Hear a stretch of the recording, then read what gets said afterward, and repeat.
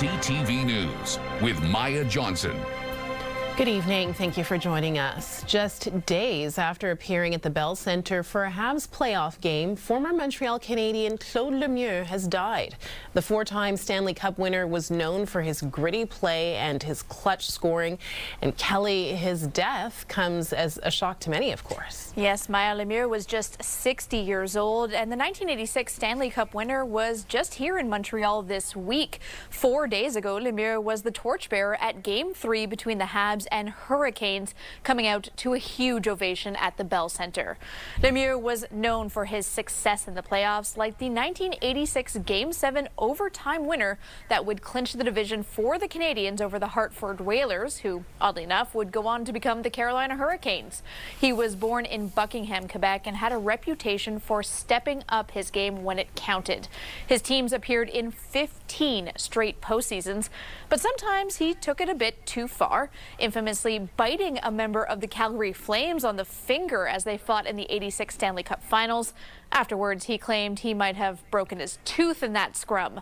After retirement, he became an agent and worked with young players. Now, his death has sent shockwaves through the hockey world, especially for his former teammates and competitors who are remembering him as a person and as a player. I was happy to see him on Monday, just to kind of talk about a little bit what he was doing. He was there with his two sons, so it's a big shock. I think Claude never missed confidence. It was, I think, at the end of the year, is somebody that you want to have on your team. Hated to play against, but somebody that I think raised in the big moment. We tangled. We said a lot of bad words to each other that I will not repeat today. But he was funny, and he was probably one of the wittiest guy. He would come back with a line that you thought you had him, but he would come back with a line that would destroy you. Lemieux leaves behind his wife Deborah and 4 children, Brendan, Claudia, Michael, and Christopher, and we'll have more reaction to his death at 6 o'clock. Maya? All right, thank you very much, Kelly. The French language commissioner says English should be removed from government websites. He argues Bill 96 requires the state to set an example by communicating with the public exclusively in French. Matt Gilmore reports. When you visit a government website like revenuequebec.ca, there's a button at the top right corner that says English. Click it and an English version of the website will appear. But a recent report by the Commissioner of the French language argues government websites should be in French only, with limited exceptions. The idea of the Charter of the French language in 1977 was to say, let's create spaces within which the use of French will be mandatory, will be required to counterbalance the influence of English. Benoit Dubreuil is the man tasked by the National Assembly with monitoring the implementation of the Charter. He says when Bill 96 was passed, it included a new idea that the state should set an example. Basically, it means that the government of Quebec, its agencies and departments should make exclusive use of French unless you are in a situation where an exception applies. Exceptions like health and safety and services to people with English education eligibility, Indigenous people, and newcomers within the first 6 months of their arrival. In 2023, the French language minister insisted the government would rely on the good faith of Quebecers, and banners started appearing on government websites linking to the policy. From our perspective, this approach is not effective. Instead, Dubreuil says English online services should only be available after eligible Quebecers have logged in. If you have like those private spaces where you have to log in, I think the implementation is pretty easy. But for advocates of the English-speaking community, that's a concerning idea. We're talking about really surveillance of the English-speaking community. That was our initial argument in the beginning, which is why Mr. Roberge made an abrupt change and offered his promise that it would be on a good faith system. In Quebec City, Jean-François Roberge said he would study the report, but plans to keep the good faith mechanism in place. Matt Gilmore, CTV News. Some uncomfortable moments yesterday at the National Assembly for Premier Christine Fréchette. She was questioned about her government's finances and couldn't answer a basic question. Matt Grillo explains. It can be a challenging exercise for a premier. For hours, they sit in front of opposition parties who question the premier at length about government spending. On Wednesday, Christine Fréchette faced a question from the Liberals' André Fortin about an upcoming increase in insurance tax. Vous augmentez le taux de taxation. Vous n'étiez pas au courant de ça? Starting in January, Quebec will increase its tax on insurance products. J'étais pas nécessairement au fait du détail de cette augmentation. Fréchette admitted she was not aware. She explained that when the announcement was made, she was economy minister and it wasn't her portfolio. The premier clarified it would cost a family about $39. She's supposed to be more, have more information, data about those topics than us. They have all an entourage with her. But that's not all. Fortin asked the premier, what is Quebec's net debt? C'est quoi la dette nette au Québec aujourd'hui? La dette nette. The premier could not come up with a dollar figure. Fortin informed her it's $259 billion. For her not to know the level of Quebec debt means that there's no consideration on her part, on her government's part, about what we are transmitting to future generations, what we are leaving for future generations. We're going to have to pay for that debt eventually. Opposition parties say it's surprising because Fréchette wants to help Quebecers with the cost of living. The last week shows that Christine Fréchette is not about being an economic premier. She's quite the same thing as François Legault. Of all the information a premier should know, the Liberals say an upcoming tax increase and the province's debt should be at the top of the list. Not knowing where we're at, not knowing what we're passing on to future generations is a problem. And I hope the Premier recognizes that now, if she didn't for the past 4 years that she's been here at the Assembly. Starting next week, the intensive period begins when MNAs spend an extra day at the National Assembly. That will last for 2 weeks. And then the parliamentary session will come to an end for summer break. Matt Grillo, CTV News, Quebec City. And we'll have more on the story with political analyst Antonin Iaccarini a little later in the newscast.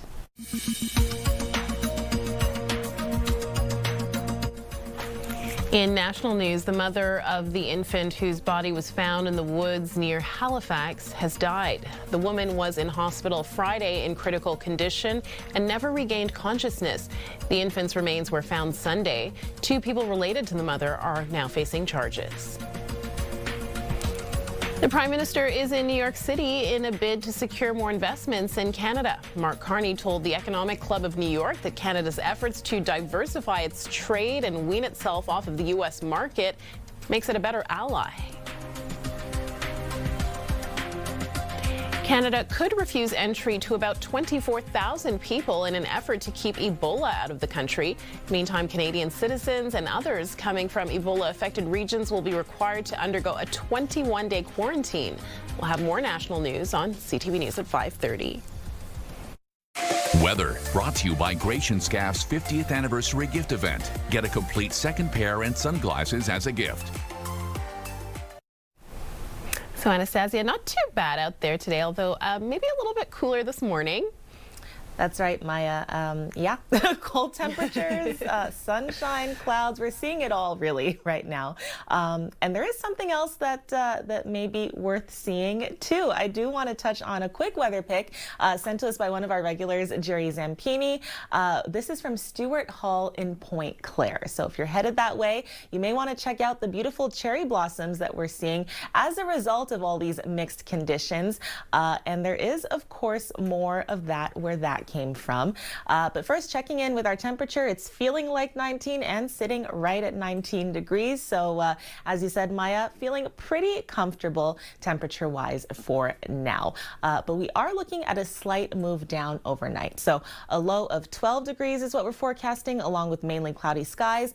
And by tomorrow morning, we can expect to start seeing this system that will bring us showers moving in. So we have a wake-up temperature sitting at 14 with cloudy skies. By afternoon, afternoon, we're looking at a temperature at 17 as our daytime high, but also forecasting roughly 30 millimeters of showers for the greater Montreal area. Now, on top of that, Environment Canada does have a note that is depending on where you are in the southern Quebec region, you could actually see anywhere between 20 up to 40 millimeters of showers tomorrow. So you'll want to keep that in mind. But for Montreal, we're seeing the system hitting at about 11 a.m., continuing into the evening, clearing by early Saturday. And I'll have more on the forecast after that, toward the end of the show. Maya? Coming up, good news for the PQ, but bad news for the Bloc Québécois. Plus, thousands of empty parking spots. So why so much frustration for West Islanders choosing to leave their car at the Kirkland REM station? Menswear provided by Ernest. Elevate your style with Ernest. Is the honeymoon over for Christine Fréchette? The Premier is facing criticism for digging too deeply into government coffers, and it's to finance new measures to cut the cost of living. As we reported earlier in the newscast, the opposition parties are attacking her for not being able to answer questions about Quebec's debt load. Joining us now is political analyst Antonine Iaccarini. Hi, Antonine. Hi, thank you for having me. So first, let's start by listening to a little bit more of what the Liberals in the PQ had to say about Fréchette this morning. The Premier of the province doesn't even know the level of the debt right now. It tells you that there's all that matters is how can I win points in the short term? What can I announce in the short term? And they try to tell you and the people that they're brand new. But remember, 1993, there was a Kim Campbell effect for a few weeks in the poll. Then you know what's happened next. So the rest is history. The rest is history. All right, so is the honeymoon over? You just heard it there from Pascal Birubé of the PQ. Remember Kim Campbell, he says? Not a very flattering comparison for Premier Fréchette. Actually, everybody, I think, saw that the first weeks of Premier Fréchette as the CAQ's leader and as the Premier of Quebec, she had a good start. But let's remember that the National Assembly was on pause. Now it's the real thing, it's the real game, because she is in the National Assembly this week. It was the consideration of the estimates of the budget, and she had to answer opposition groups' questions, and she struggled answering many questions of the opposition. She seemed to be unaware of a number of things, especially a tax increase a few months ago after she announced tax cuts at the beginning of the week. So it was not a good look for Premier Fréchette, and we can wonder, is the very short honeymoon over? She had good polls a few days ago, but will she be able to maintain those good results? We'll see. All right, moving on to Ottawa now. Prime Minister Mark Carney also found himself on the hot seat this week after citing the Federal Clarity Act and saying a vote of 50% plus one was not enough to break up a country. Here's that clip. Ce n'est pas 50% plus 1% plus 1. So Carney's comments did not go over well here in Quebec, obviously. What's your takeaway from what the Prime Minister said and how it's being received here, Antonine? I'm not sure about Prime Minister Carney's strategy about what's going on in Alberta and, you know, in parallel in Quebec too, because as you know, the Parti Québécois is promising a referendum if it gets the power. And he decided to take this very firm and even maybe paternalistic and arrogant position about what is necessary to be able for a province to leave the federation.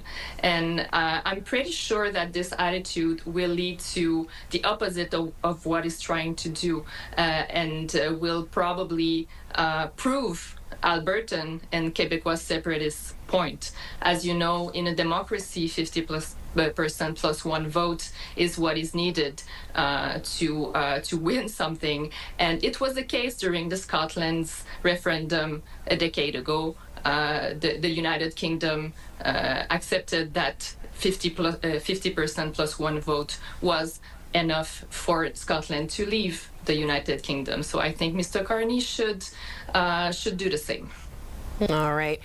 Well, we are almost out of time. I just want to quickly mention, speaking of Ottawa to Quebec City, a federal MP for the Bloc Québécois is leaving the party to run provincially for the PQ. His name is Simon-Pierre Savard-Tremblay. Currently represents the riding of Saint-Hyacinthe-Bagot-Acton.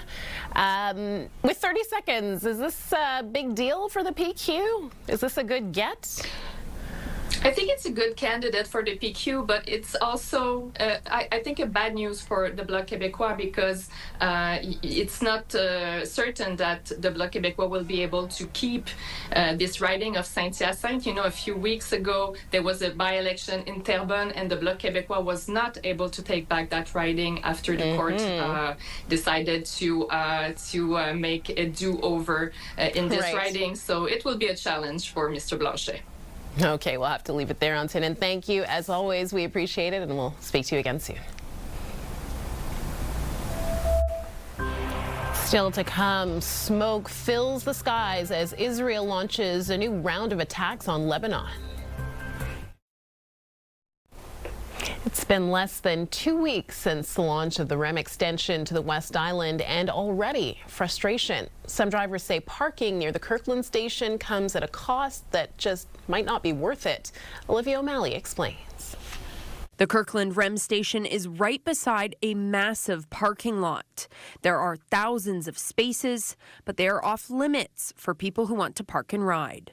I just got a ticket the other day for $85, and if you don't pay it within the week, they up it to $125. I got a warning last week. They told me that if I parked here again that I'd get a ticket. The Kirkland RioCan Centre has hired Stat Park to enforce parking regulations. The company has begun issuing parking fees to REM users who leave their cars in the shopping centre. I live far away, so I cannot take the bus or whatever.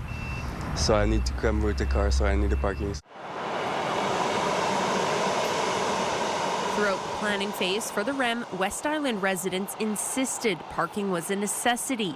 But the REM station opened with only 200 parking spots reserved for Kirkland residents at the price of $10 per day. I paid the $10 parking today. Okay. And I'm actually the only car in the paid parking lot, which is a bit crazy. I think it's absolutely ridiculous. Safwan El Mamlouk lives in Beaconsfield and uses the REM to get to school downtown. As a commuter who is not a Kirkland resident, it means there is nowhere for him to park without being penalized. It stays on my mind when I'm away from my car and I'm parked here. I'm willing to take a risk, but I just find that it's unfair. In a statement, the REM says during the planning phase, parking facilities were integrated where space availability and traffic analyses allowed. Adding, for our Kirkland station, as for our entire network, we remain open to discussions and partnerships and continuously seek to improve access to our stations, whether by public transit, car, or sustainable modes. The Kirkland Mayor's office refused our interview request, saying it is not in a position to provide a full response at this time. Amid the growing demand, however, commuters are looking for a solution. Olivia O'Malley, CTV News.